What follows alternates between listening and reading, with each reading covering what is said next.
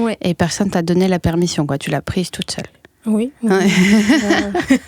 Si on attend que quelqu'un nous donne la permission, on le fera jamais. Tu m'en parlais un peu hors champ, mais ça t'est arrivé d'être face à des personnes qui te prenaient pas au sérieux. Oui. Et en t'écoutant parler, au bout d'un moment, ils se sont dit, ok, non, en fait, Iman, elle sait de quoi elle parle, quoi. Exactement. Ouais. Et elle dit qu'en fait, le premier truc qu'on lui a dit quand elle a commencé à être visible, c'est il faut pas que tu montes le moindre centimètre de peau, quoi. Ouais.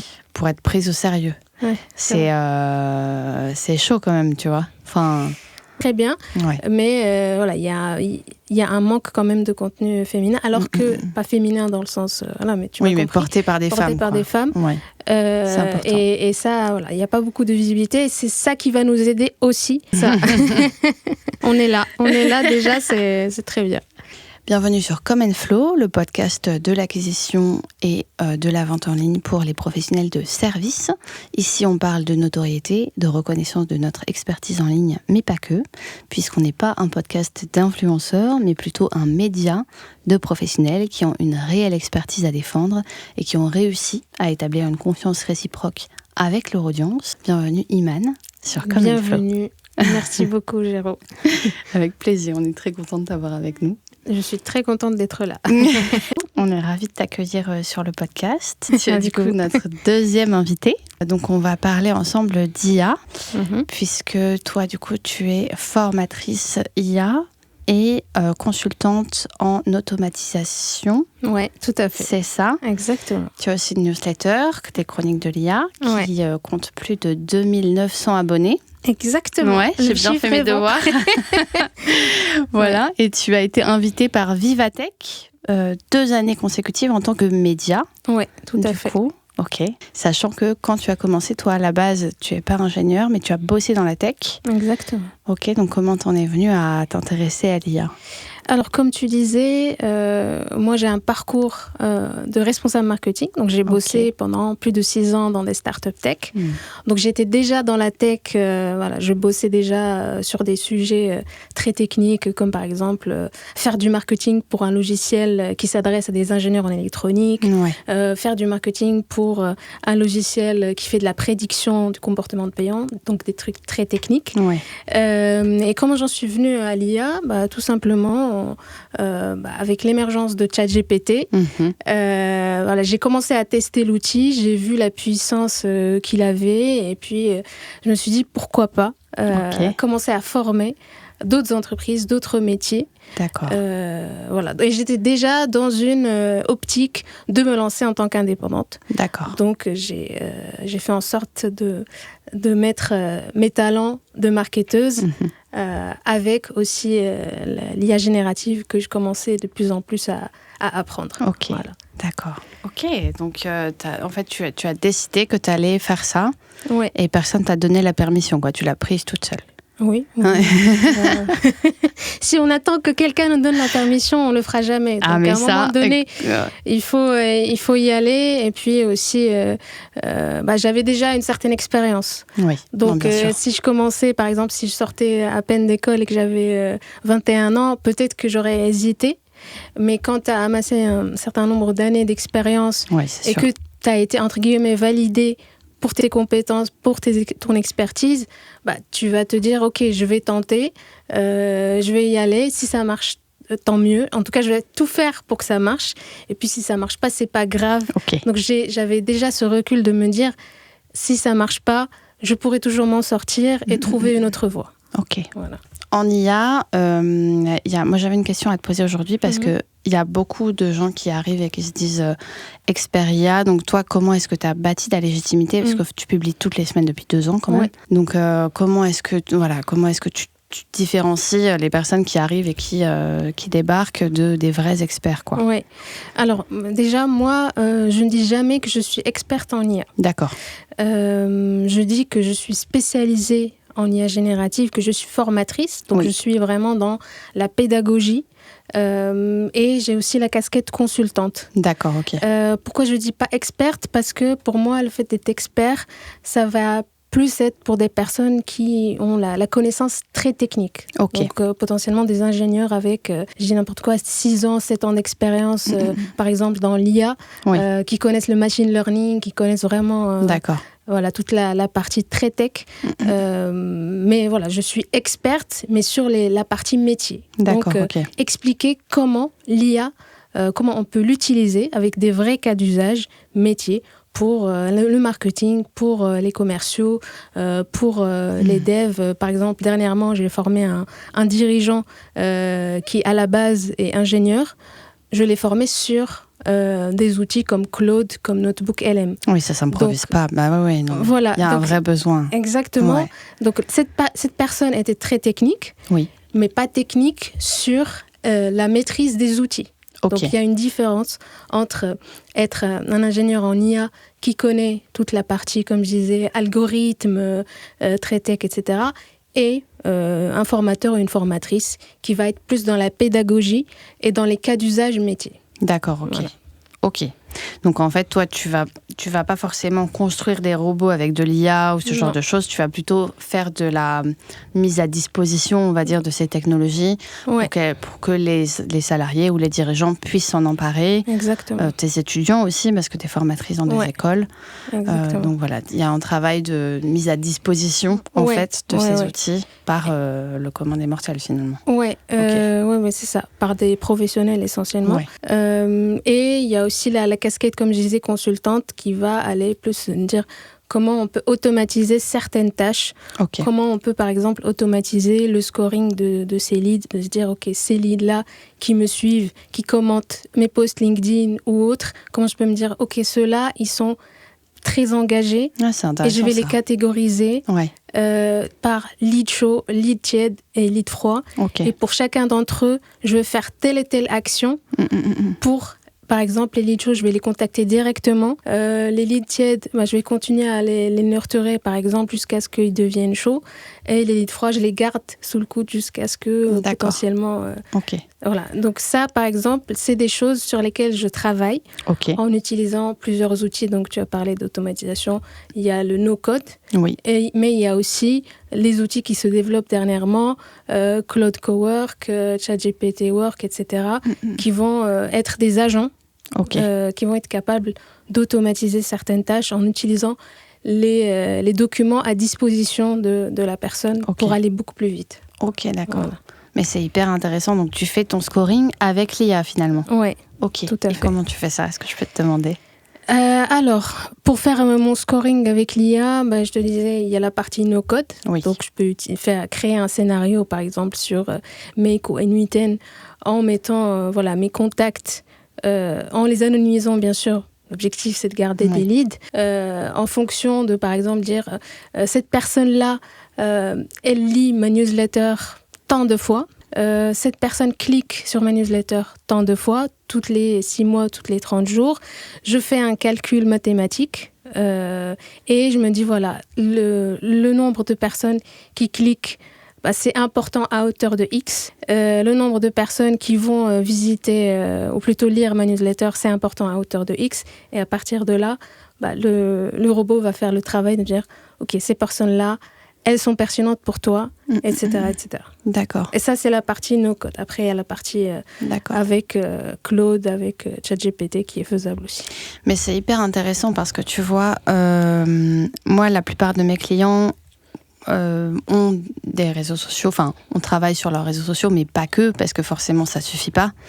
Toi, tu as un compte LinkedIn, un compte Insta, tu as ta newsletter, donc, alors, je sais pas toi comment tu te figures un peu le tunnel, tu sais, tu as la partie émergée de l'iceberg qui sont les contenus qu'on voit, qui sont publics, tu as la newsletter sur laquelle on s'inscrit, en général, soit en échange d'un scoop ou d'un petit produit gratuit, et puis tu as donc toute la partie nurturing qui vient ensuite.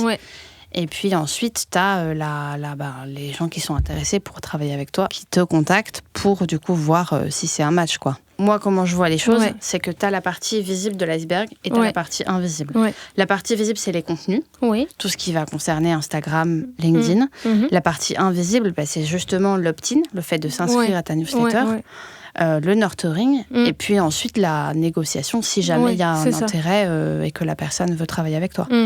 Oui, tout à fait. Donc, moi, la manière avec laquelle j'attire les leads, ça va être essentiellement via ma newsletter. Et je commence à développer de plus en plus la partie vidéo. Parce que c'est important, justement tu parlais de légitimité, je sais que j'ai une certaine légitimité parce que je publie beaucoup de contenu, là je suis arrivée à plus de 110 newsletters. Ok, bravo. Merci beaucoup.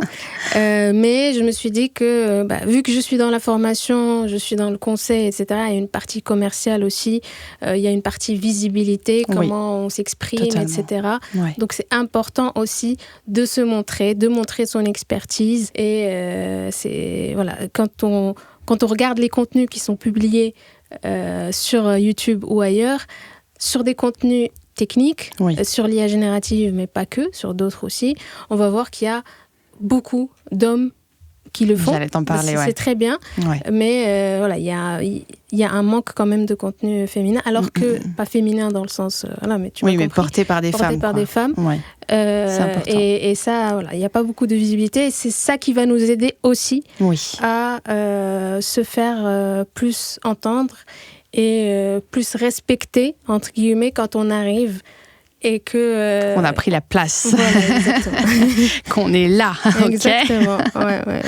Mais même sans forcément parce que tu m'en parlais un peu hors champ, mais ça t'est arrivé d'être face à des personnes qui te prenaient pas au sérieux, et en t'écoutant parler, au bout d'un moment ils se sont dit ok, non, en fait Iman, elle sait de quoi elle parle, quoi. Exactement.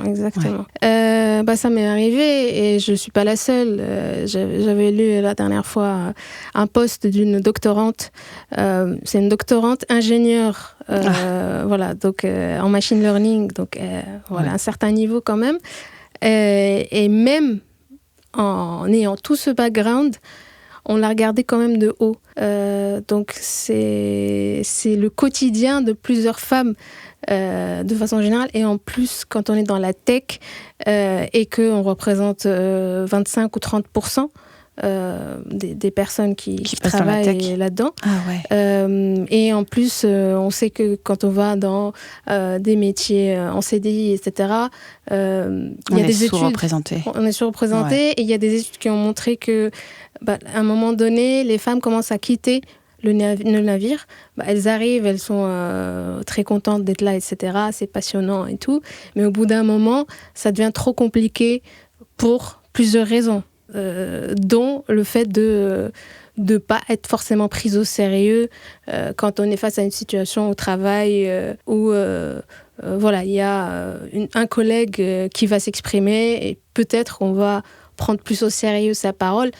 C'est des biais, c'est pas forcément voulu, c'est pas forcément conscient, mais ça arrive parce que la société est faite de cette manière. Donc, totalement. C'est hyper intéressant. Mais oui, je te rejoins là-dessus. Il y a un vrai sujet sur la visibilité et le fait d'être une femme et de se montrer, en fait. Parce que, on le voit... jusqu'à il y a eu un moment sur LinkedIn où quand tu mettais des photos en maillot, l'algo te poussait. Et ça a été corrigé, mais il y a eu un vrai truc comme ça, et ça c'est problématique, parce que ça veut dire que du coup plus on monte de la peau, plus on va être plus on va être mis sur le devant de la scène. Donc il y a des vrais sujets sur la visibilité et le fait d'être une femme et de vouloir être visible. Je sais que, alors je parle beaucoup d'elle, mais c'est Laila Hormozi, qui a une boîte d'acquisition qui s'appelle Acquisition, d'ailleurs, acquisition.com, avec son mari Alex Hormozi. Et elle dit qu'en fait le premier truc qu'on lui a dit quand elle a commencé à être visible, c'est il faut pas que tu montes le moindre centimètre de peau, quoi, pour être prise au sérieux. C'est chaud quand même, tu vois. Oui, il faut pas être trop féminine. Parce que sinon, tu vas attirer certains regards. Et déjà que de base, dans certains milieux, ça va être compliqué de t'écouter. Si en plus, tu arrives en mode Barbie, entre guillemets, dans leur vision, Ouais. Ils vont faire une fixette sur comment tu es habillé et ils vont oublier ce que tu racontes. Malheureusement, c'est pas... Ouais, c'est vrai. On aimerait bien que ça soit le contraire, qu'on soit libre de s'habiller comme on veut, sauf que dans la réalité et dans le monde professionnel, il y a des codes. Et si on veut arriver à nos fins et si on veut être pris au sérieux et traité un minimum correctement, il faut être conforme à certains standards, etc. Ouais. C'est malheureux, mais c'est encore très vrai pour beaucoup de gens. Mais ouais. Faut lutter. C'est ça. On est là déjà, c'est très bien. Ok. Alors, je voulais te demander, parce que toi, tu as fait une recherche que je trouve hyper intéressante sur qu'est-ce qui fait qu'une IA va te montrer dans ses résultats ou pas. Est-ce que tu peux nous en dire un petit peu plus là-dessus ? Le plus important, c'était de répondre à certaines questions, donc certaines questions qui vont se poser, et aussi que en fait, les outils comme ChatGPT, Claude, etc., elles vont se baser sur, par exemple, Reddit, sur les résultats sur Reddit. Oui, beaucoup. Pour générer des résultats pertinents à la personne. Que, par exemple, Claude, il va se baser, par exemple, si tu lui dis qui sont les meilleurs créateur de contenu dans telle thématique, en fait, ce qu'il va faire, c'est qu'il va aller regarder les listes qui existent sur Internet. Donc, si tu n'es pas sur une liste, toi, par exemple, ou autre, sur une de ces listes, tu n'apparaîtras pas. Il va peut-être pas forcément aller sur ta page Substack si tu n'es pas indexé, par exemple, sur Gemini. Donc, il y a plusieurs choses qui font qu'on va apparaître ou pas. Et pour l'anecdote, j'avais vu pour ma newsletter qu'il y avait des sociétés en fait, qui créaient des bots qui publiaient plusieurs contenus sur Reddit pour que leur les entreprise... IA les repèrent. Exactement. Et en fait, Reddit s'en est rendu compte et a commencé à couper tout ça avec leur algorithme. Donc, ils ont corrigé ça. Ouais. Mais ça va continuer, je pense. Ils vont toujours trouver des solutions annexes pour réussir justement à apparaître sur les outils d'IA parce que ça devient de plus en plus important, en fait. Non, c'est clair. Imane, comment tu vois l'autorité aujourd'hui ? Qu'est-ce que ce concept évoque pour toi ? Alors, l'autorité, le fait d'avoir une reconnaissance, une posture experte. L'autorité, pour moi, c'est le fait d'avoir une compétence ou une expertise qui fait que tu peux t'exprimer sur un sujet, qui fait que tu peux travailler sur telle et telle thématique, que tu es reconnu pour cette expertise, que tu as une certaine expérience, que tu testes les outils. Par exemple, dans mon cas, moi, je teste les outils, je vois ce qui fonctionne, ce qui ne fonctionne pas. L'autorité aussi, c'est d'avoir un certain pouvoir, en quelque sorte, de s'exprimer sur une thématique ou de travailler sur un sujet. Mais pour moi, c'est pas forcément de la domination. Non. Et c'est pas forcément que tu connais tout. Donc, il faut garder une certaine modestie et toujours chercher à s'améliorer et à se remettre en question. En fait. À ton avis, toi, c'est quoi la différence entre... Alors, tu m'en as un peu parlé tout à l'heure, mais d'un point de vue de tes lecteurs, de ton public, en fait, toi, comment est-ce que les gens auxquels tu parles font la différence entre un vrai expert et quelqu'un qui va juste surfer sur la vague de l'IA parce qu'il a vu de la lumière, quoi ? Ouais. Tes réalisations, donc par exemple les vidéos, moi j'ai des webinaires de moi qui sont sur ma page YouTube, j'ai aussi comme tu disais ma newsletter, j'ai aussi sur LinkedIn des contenus que je poste régulièrement, donc c'est ça qui fait que voilà, je vais être prise au sérieux ou pas. Okay. Donc les personnes qui débarquent juste parce que c'est la hype, c'est l'IA et tout, souvent on le voit assez rapidement. Okay. C'est des personnes qui, par exemple, vont dire à commenter en bas de la photo ou de l'image pour avoir des prompts. Bah, tu vas voir comment les gens vont te percevoir, c'est tes expériences accumulées, les formations que j'ai faites, etc. Et puis il y a une question de cohérence aussi, j'ai l'impression. Enfin, ça c'est un sujet qui revient beaucoup moi quand j'accompagne quelque chose de l'ordre de il faut que ce que tu dis soit cohérent dans son ensemble. Ouais. Il faut que l'image que tu renvoies soit cohérente. Quitte à, j'ai des clients avec qui on a fait un travail d'image en mode, la personne, elle est toujours habillée de la même couleur, tu vois. Ouais. Les vêtements peuvent changer, mais la couleur change pas. Ça crée un repère visuel. Alors, c'est du marketing. Oui, c'est ça. C'est ça. Oui, c'est intéressant parce que ça se voit pas mal.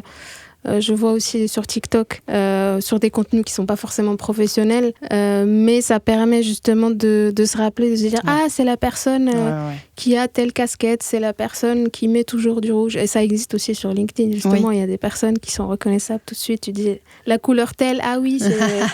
Donc oui, c'est vrai que c'est une très bonne stratégie. Ouais, ça crée une habitude, quoi. Il y a un repère... C'est quoi, toi, l'une des plus belles transformations que tu as pu voir chez quelqu'un que tu as formé ? Alors, j'ai eu plusieurs transformations. Par exemple, la plus belle, ça va être une personne qui, peut-être lors d'une formation, va être un peu perplexe, qui va se dire « Ah, mais par exemple, moi, je connais cet outil, je l'utilise tous les jours. » Sauf que si moi, je réponds et je dis « Non, mais c'est pas assez de l'utiliser tous les jours », c'est pas, elle va pas être convaincue. Donc moi, ce que je fais, c'est je montre par l'exemple. Je vais dire voilà, il y a ces possibilités-là, vous pouvez utiliser cet outil de cette manière, telle. Et à un moment donné, je vois que la personne se dit waouh, c'est vrai que j'y ai pas pensé. C'est vrai que ça va changer mon quotidien sur tel et tel sujet. Donc oui, ces moments-là, ils sont particulièrement intéressants pour moi de voir que y a un changement. En fait, il y a un avant la formation et après. Donc oui, et aussi juste le fait de travailler sur un projet. Dernièrement, j'ai travaillé sur un projet de veille automatisé. Et c'était un client justement qui faisait ça à la main et qui se perdait parce que il faut du temps, c'est chronophage et tout. Donc quand j'ai automatisé toute avec des scénarios, avec des systèmes qui fonctionnent pour faire le tri, pour scorer justement les informations, se dire ok, cette information est pertinente pour cette personne et envoyer des emails directement au client, ça a changé le quotidien de ce client. Parce que il reçoit ça directement sur sa boîte mail, des contenus qui vont être qualifiés et qu'il va pouvoir utiliser. Donc, c'est une personne qui bosse dans la R&D. Et donc, qui a besoin de ça pour innover. En fait. C'est pas juste des infos, c'est vraiment des informations qui vont être stratégiques pour l'entreprise et pour sa croissance. Et l'objectif, c'est de faire gagner jusqu'à 4 heures par semaine. Voilà. Ah ouais. C'est pas rien. Mais c'est vrai que oui, je sais qu'on a tous un peu l'exemple de ton oncle qui a un iPhone et qui l'utilise à 5% de ses capacités, tu vois. C'est ça. Il y a un peu ce sujet-là. Alors c'est pas uniquement générationnel parce qu'il y a des exceptions. Il y a des personnes qui sont de génération avant nous et qui s'en sortent très très bien avec les outils. Mais c'est vrai que quand t'es pas digital native, donc quand t'es pas né avec ces technologies. Il y a des sujets, c'est normal, parce que t'es pas né avec ça dans les mains, quoi, et c'est beaucoup plus compliqué de trouver ta zone de confort là-dedans, finalement. Toi, tu le vois, ça, avec tes clients ? Oui.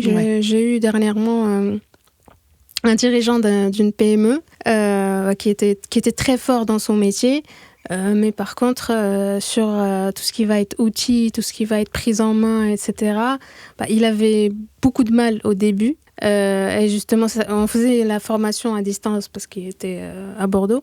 Et donc, à chaque fois, il fallait justement être patient. C'est important quand on fait de la formation aussi. Patient, pédagogue. S'il y a besoin de répéter quelque chose, je le fais avec plaisir.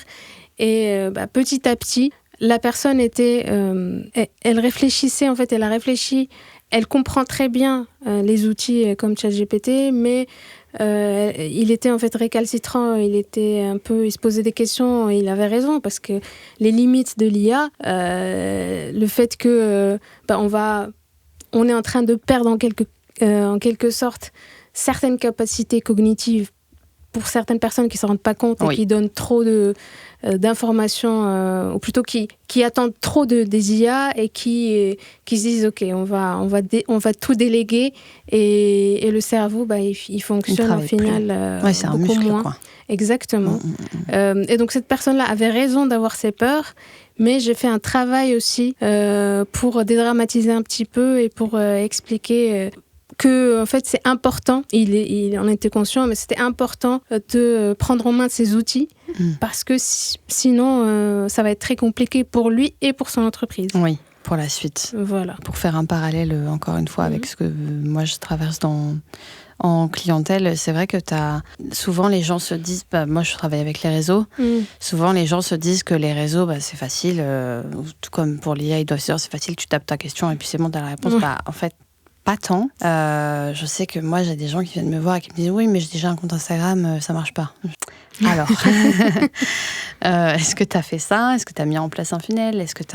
Combien de fois tu postes? Est-ce que tu regardes tes datas? Est-ce que tu as une newsletter? Est-ce que tu fais des choses à côté, en fait? Parce que juste poster, ça suffit pas. Juste poser des questions dans une IA, ça suffit pas. Ouais. On est d'accord. Oui. Ouais. Il faut, comme tu disais, c'est pas simple. Parce que derrière, il y a quand même des algorithmes. Le fait d'être présent et de poster, ça va pas suffire. Non. Déjà, parce qu'il faut se distinguer des millions et des millions de posts qui se font tous les jours, voire plus. Et aussi parce que c'est important de faire de la vente. Quand on est indépendant, et tu le sais, ça ne suffit pas. D'avoir des comptes par-ci par-là, c'est très bien, ça. Mais pour moi il faut coupler ça à de la prospection, une base d'acquisition, contacter les personnes qui sont déjà là. Moi c'est ma stratégie, parce que je considère que la prospection à froid c'est encore un autre niveau, c'est beaucoup plus complexe. Donc je sais que par exemple moi j'ai déjà une base de prospects, des milliers de personnes. Il faut que je commence par ça. C'est des personnes qui me connaissent a priori et qui savent qui je suis, donc j'ai déjà une certaine légitimité auprès d'eux. Après il faut passer le cap de discuter, de voir s'ils ont des besoins sur telle et telle thématique, et ça c'est un autre level. Oui, non, bien sûr. Ouais, effectivement. D'accord. Oui, la prospection, moi, je suis convaincue aussi que c'est important quand... surtout... là, moi, je viens de faire une mission de 6 mois dans une agence, donc j'ai plus beaucoup de clientèle en propre, puisque je travaillais pour les clients de mon client. Mais oui, du coup, le sujet de la prospection, il est là forcément. Mais pour avoir vu des comptes où il y a 5, 6, 7, 10 ans de présence en ligne, c'est plus autant le sujet. Parce que tu as le nurturing qui a fait son travail. Oui, bien sûr. Et du coup, voilà. Donc en fait, les experts, moi, quand un expert vient me voir et qu'il commence, je vais l'accompagner, mettre en place des trucs, etc., pour trouver ses clients, pour passer de... Voilà, ça dépend quel est son objectif de chiffre d'affaires. Mais quand quelqu'un vient me voir et qu'il a déjà une clientèle, que l'objectif, c'est d'aller plus loin, tu vois, vendre une formation, par exemple, ou faire des séminaires, vendre ses séminaires en ligne, ce genre de choses, vendre des retraites, enfin voilà, il y a plein de choses qu'on peut faire, mais bref. Le sujet, ça va plutôt être, ok, t'as des gens qui sont là, si tu leur fais « coucou, je suis là sur la toile, ils vont venir ». Maintenant, c'est comment tu les convertis, c'est ça. Voilà, comment tu mets en place toutes tes petites briques pour que au final, tu vendes finalement, parce que c'est ça. C'est ça. C'est l'objectif, quoi. Ouais. Ok. Hyper intéressant. Est-ce que tu veux ajouter quelque chose sur ce sujet ou je te pose la question suivante? Sur le sujet de la prospection ou... Sur le sujet de l'acquisition-vente. Je sais pas, je pense que j'ai fait le tour et oui, ça rejoint un petit peu ce que je disais tout à l'heure. C'est pour vendre aussi, il faut se montrer, Oui. il faut s'exprimer, il faut que les gens voient un petit peu quelles sont nos valeurs, ce à quoi on croit. Ce que tu as dans le ventre un peu. Oui, c'est ça, parce que ça se joue aussi sur le côté personnel, qu'on le veuille ou pas. Il y a ça qui entre en jeu. Totalement, ouais, ça c'est pas facile, hein, de décider ce qu'on montre et ce qu'on montre pas. Vaste c'est sujet. Un sujet.